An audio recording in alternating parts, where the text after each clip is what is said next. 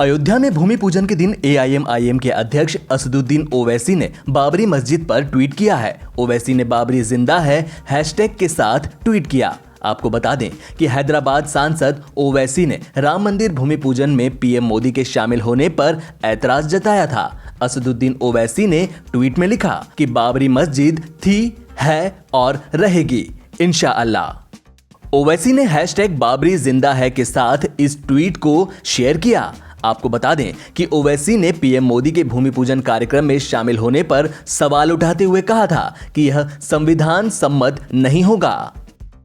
इस बीच ओवैसी के ट्वीट के बाद ट्विटर पर भी तेजी से प्रतिक्रियाएं आ रही हैं। कई लोगों ने उन पर सुप्रीम कोर्ट के आदेश की अवमानना का आरोप लगाया है।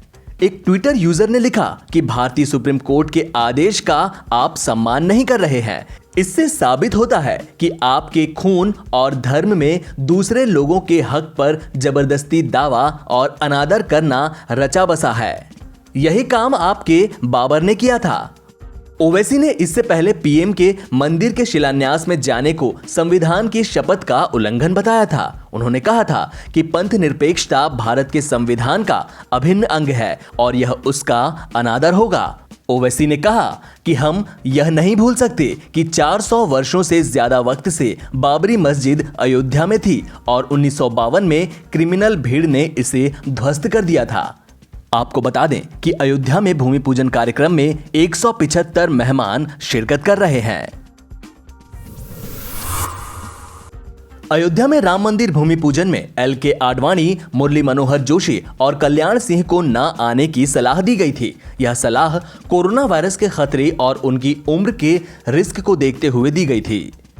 इस मामले में भारतीय जनता पार्टी के पूर्व सांसद विनय कटियार ने कहा है कि राम अयोध्या में जन्मभूमि में मंदिर निर्माण के लिए LK आडवाणी और मुरली मनोहर जोशी का अहम रोल रहा है। उन्हें भूमि पूजन में बुलाने के लिए विशेष प्रयास किए जाने चाहिए थे। विनय कटियार ने कहा कि मैं जानता हूं कि कोरोना वायरस को लेकर खतरा है, लेकिन किसी भी कीमत पर आडवाणी और जोशी को अयोध्या लाने के प्रयास होने चाहिए थे। उन्हें यहां लाने के लिए इंतजाम किए जाने चाहिए थे। उन्हें स्पेशल फ्लाइट से बुलाया जाना चाहिए था।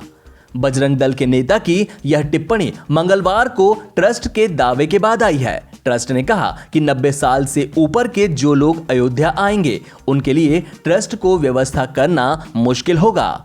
विनय कटियार ने कहा कि मेरी उम्र 65 साल है, मैं भूमि पूजन में जाऊंगा, लेकिन मेरे लिए व्यवस्था की जाएगी तभी आऊंगा। मुझे पीठ का दर्द रहता है, मैं ज्यादा पैदल नहीं चल सकता हूँ। इसकी व्यवस्था हो कि मुझे ज्यादा पैदल न चलना पड़े। 92 साल के आडवाणी ने राम जन्मभूमि में मंदिर बनाने के लिए आंदोलन किया था। इसके लिए उन्होंने रथ यात्रा भी निकाली थी। आडवाणी के साथ जोशी भी 6 दिसंबर 1992 को बाबरी मस्जिद विध्वंस मामले में आरोपी हैं। ट्रस्ट के महासचिव चंपत राय ने कहा कि इस मामले में वरिष्ठ नेताओं जैसे आडवाणी, जोशी से फोन पर बात हो चुकी है और उनसे बातचीत के बाद ही अंतिम सूची तैयार की गई है। देश में कोरोना वायरस के 52,509 नए मामले सामने आने के बाद बुधवार को संक्रमितों की संख्या 19 लाख के पार पहुंच गई। देश में 2 दिन में मामले 18 लाख से 19 लाख के पार पहुंच गए। केंद्रीय स्वास्थ्य मंत्रालय ने बताया कि देश में अब तक 12,82,215 लोग इस संक्रमण से ठीक हो चुके हैं। मंत्रालय द्वारा सुबह 8 बजे जारी किए गए आंकड़ों के मुताबिक देश में कोविड-19 के संक्रमित मरीजों की संख्या अब 19,08,254 हो गई है। वहीं पिछले 24 घंटे में 857 और लोगों की जान जाने के बाद मृतकों की संख्या बढ़कर 39,795 हो गई है। आंकड़ों के मुताबिक कोविड-19 के मरीजों के ठीक होने की दर भारत में अभी 67.19% है। वहीं दूसरी ओर मृतक दर में गिरावट दर्ज की गई है और अब यह 2.09% हो गई है। आंकड़ों के मुताबिक कुल मामलों में से 5,86,244 मरीजों का इलाज चल रहा है, जो कि कुल मामलों का 30.72% है। कुल मामलों में देश में संक्रमित पाए गए विदेशी नागरिक भी शामिल हैं। देश में लगातार 7वें दिन कोविड-19 के 50,000 से ज्यादा मामले सामने आ चुके हैं। भारतीय आयुर्विज्ञान अनुसंधान परिषद के मुताबिक देश में 4 अगस्त तक कुल 2,14,84,402 सैंपल्स की जांच हो चुकी है, जिनमें से 6,19,652 सैंपल्स की जांच मंगलवार को की गई।